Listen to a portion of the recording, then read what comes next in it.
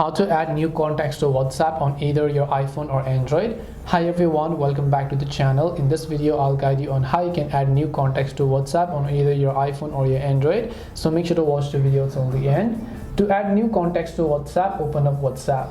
Now let's say you want to add a new contact. To add a new contact on WhatsApp, you have to add a new contact on your phone, which means you need to have their WhatsApp number and then save it. To do so, just tap the chat icon from the bottom right of the screen. Here you'll find the option known as new contact. Just tap on the new contact option. Now you can just go ahead and select to choose a default account.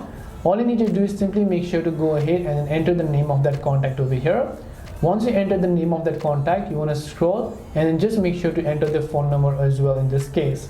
Once you make sure to enter the phone number, tap the save option. Now if that contact have WhatsApp, you can simply search for it over here. Once you search for it and then simply search for their name. If the contact have WhatsApp, you'll be able to send them a message. But if the contact do not have WhatsApp, you'll be able to send them an invite link and then they'll be able to see your message.